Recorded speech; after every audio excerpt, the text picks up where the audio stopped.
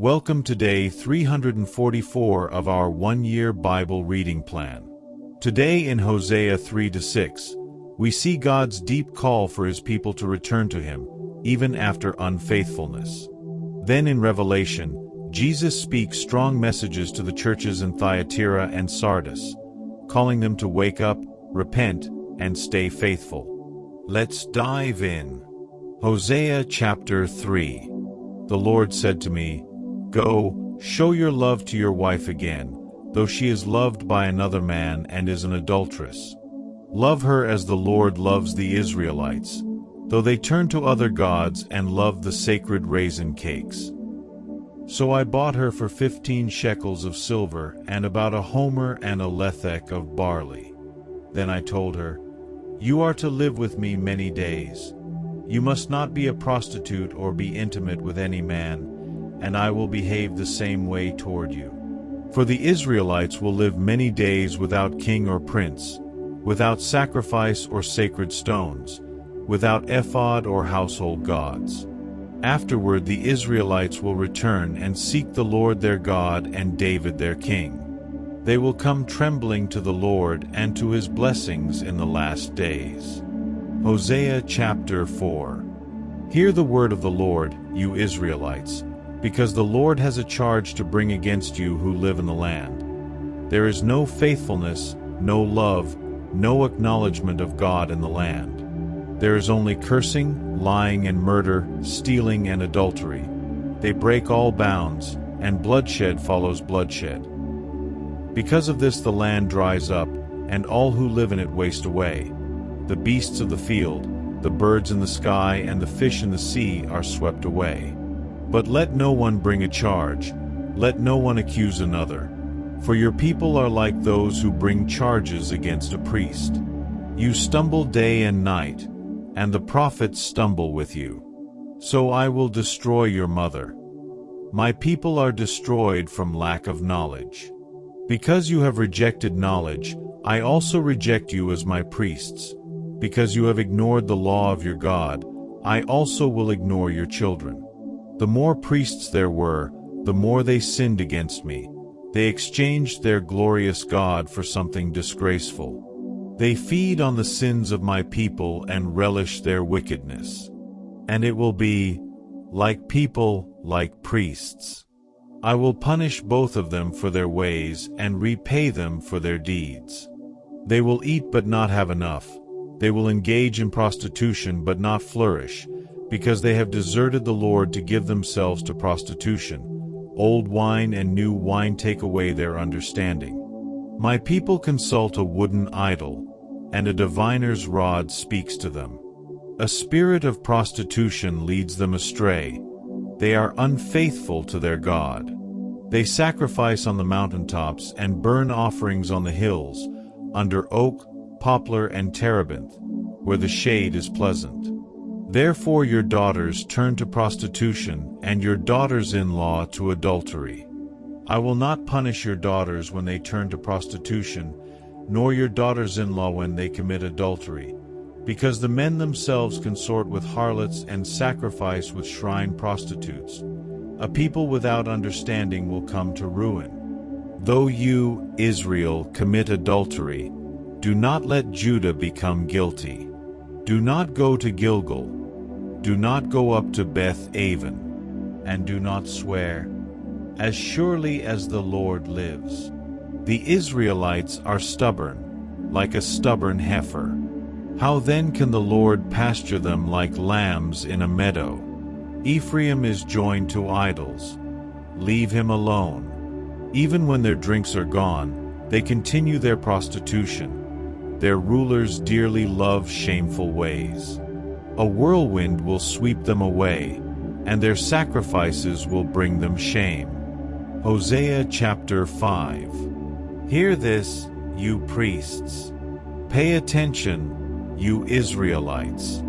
Listen, royal house. This judgment is against you. You have been a snare at Mizpah, a net spread out on Tabor. The rebels are knee-deep in slaughter. I will discipline all of them. I know all about Ephraim. Israel is not hidden from me. Ephraim, you have now turned to prostitution. Israel is corrupt. Their deeds do not permit them to return to their God. A spirit of prostitution is in their heart. They do not acknowledge the Lord. Israel's arrogance testifies against them. The Israelites, even Ephraim, stumble in their sin. Judah also stumbles with them. When they go with their flocks and herds to seek the Lord, they will not find him. He has withdrawn himself from them. They are unfaithful to the Lord. They give birth to illegitimate children. When they celebrate their new moon feasts, he will devour their fields. Sound the trumpet in Gibeah, the horn in Ramah. Raise the battle cry in Beth-aven. Lead on, Benjamin. Ephraim will be laid waste on the day of reckoning. Among the tribes of Israel I proclaim what is certain. Judah's leaders are like those who move boundary stones.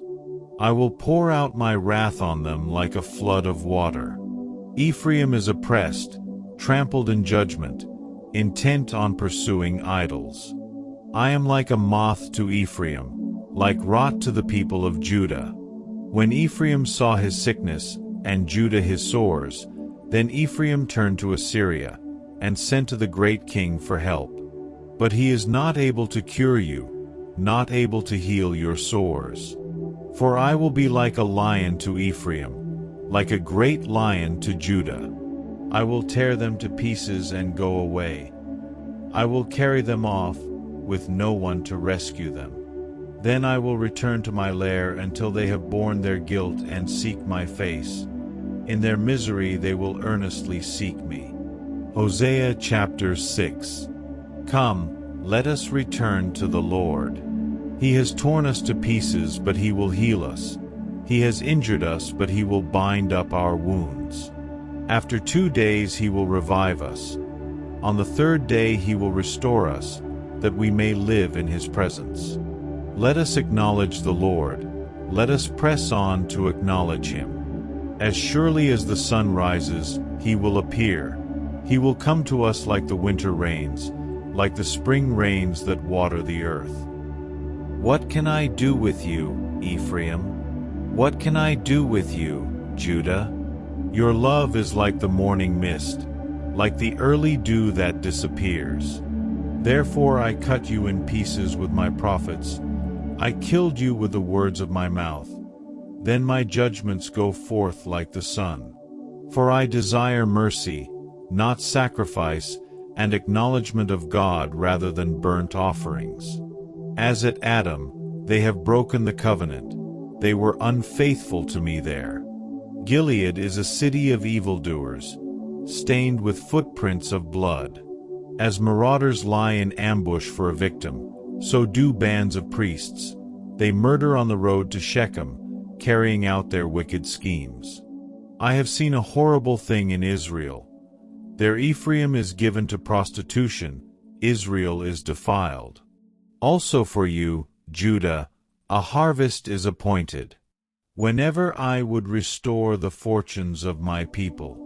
Revelation chapter 2, 18-29, 3, 1-6. To the angel of the church in Thyatira write, These are the words of the Son of God, whose eyes are like blazing fire and whose feet are like burnished bronze. I know your deeds, your love and faith, your service and perseverance, and that you are now doing more than you did at first. Nevertheless, I have this against you.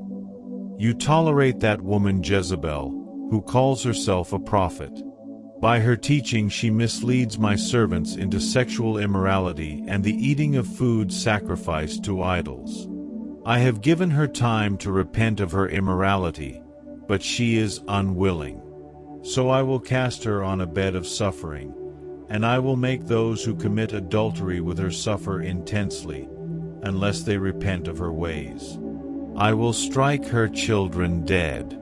Then all the churches will know that I am he who searches hearts and minds, and I will repay each of you according to your deeds. Now I say to the rest of you in Thyatira, To you who do not hold to her teaching and have not learned Satan's so-called deep secrets, I will not impose any other burden on you, except to hold on to what you have until I come. To the one who is victorious and does my will to the end, I will give authority over the nations. That one will rule them with an iron scepter and will dash them to pieces like pottery, just as I have received authority from my Father. I will also give that one the morning star. Whoever has ears, let them hear what the Spirit says to the churches. To the angel of the church in Sardis write, These are the words of him who holds the 7 spirits of God and the 7 stars. I know your deeds. You have a reputation of being alive, but you are dead. Wake up, strengthen what remains and is about to die, for I have found your deeds unfinished in the sight of my God. Remember, therefore, what you have received and heard. Hold it fast and repent. But if you do not wake up, I will come like a thief, and you will not know at what time I will come to you. Yet you have a few people in Sardis who have not soiled their clothes. They will walk with me, dressed in white, for they are worthy. The one who is victorious will, like them, be dressed in white. I will never blot out the name of that person from the book of life, but will acknowledge that name before my Father and his angels. Whoever has ears, let them hear what the Spirit says to the churches. Thank you for joining today's Bible reading. Hosea reminds us that God always invites us back with mercy, and Revelation warns us to stay spiritually awake. Don't forget to like, share, and subscribe.